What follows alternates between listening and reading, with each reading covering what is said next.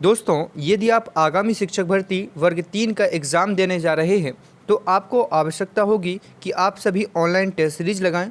इसके लिए मैं आपको सजेस्ट करूंगा कि वर्ग 1 और वर्ग 2 की तरह आप भी परीक्षा एप्लीकेशन से ऑनलाइन टेस्ट सीरीज लगा सकते हैं और यहाँ से फ्री भी है और कुछ चार्जेबल है।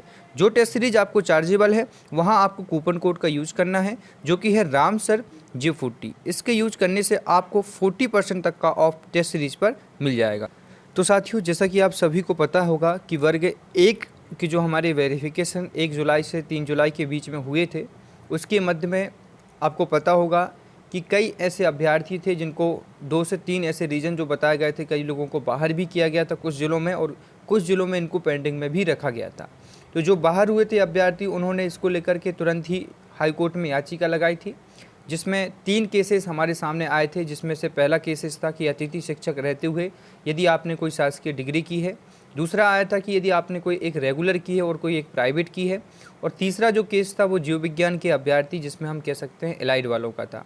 तो पहला जो केस था उसको हम कह सकते हैं निरस्त कर दिया है हाई कोर्ट ने। मतलब अतिथि शिक्षक के साथ आपने यदि डिग्री की है तो अब आपको ज्वाइनिंग नहीं दी जाएगी, कहीं ना कहीं ये बाहर करने का फैसला है। दूसरा, आपको पता होगा कि 20 तारीख को एक फ़ैसला होना था एलाइड वालों का, आपको शायद जानकारी होगी, ठीक है। तो वहाँ पर जो हुआ है वो उस पर हम चर्चा करेंगे।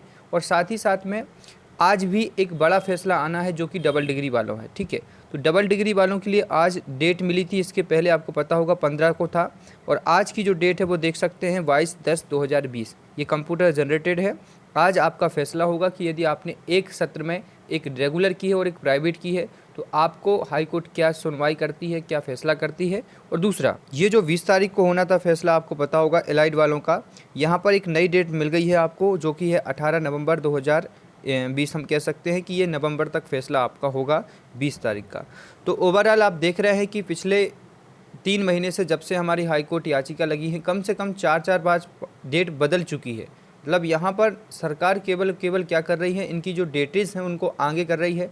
आप देख लीजिए 27% रिजर्वेशन को देख लीजिए। यहाँ पर सबसे बड़ी बात यह है कि ये बिना किसी कारण के डेट को आगे बढ़ा रहे हैं, सुनवाई को बढ़ा रहे हैं। तो इसके पीछे टोटल रीज़न यही जाता है कि सरकार की फ़िलहाल अभी मंशा नहीं है, उपचुनाव के लिए सरकार पूरी समर्पित है। यदि ये फैसले, ये सारी चीज़ें उनको करवाना होता तो बहुत पहले ही सारी चीज़ें हो जाती, ठीक है। तो फिलहाल यही है कि अभी सरकार का फोकस पूरा है उपचुनाव पर। जब तक उपचुनाव का रिजल्ट नहीं आ जाता और 27% जो 3 तारीख को है, जब तक ये फैसले नहीं हो जाते हैं, सरकार ज्वाइनिंग जैसी चीज़ों को लेकर अभी कोई भी प्रतिक्रिया नहीं करेगी, ठीक है। तो फिलहाल इनकी डेट आगे बढ़ेगी और मुझे भी यही लग रहा है कि जो डबल डिग्री का आज है इसकी भी डेट हो सकती है कि नवंबर तक मिले, क्योंकि उपचुनाव है, मेन तो ये रीज़न है। और दूसरी बात, 27% रिजर्वेशन का भी अभी फंसा हुआ है।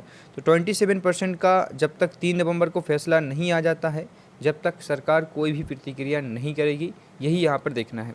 लेकिन इसके बीच एक हम कह सकते हैं बीच का रास्ता भी सरकार चाहे तो निकाल भी सकती है। शायद आपको याद होगा कि अभी एक स्वास्थ्य विभाग में भर्ती निकली थी जिसका रिजल्ट साथ ही साथ ज्वाइनिंग दे दी गई है। उसमें आपको पता होगा कि 27% रिजर्वेशन ही दिया है, लेकिन उस पर आपको पता होगा कि एक स्टार लगा दिया गया है।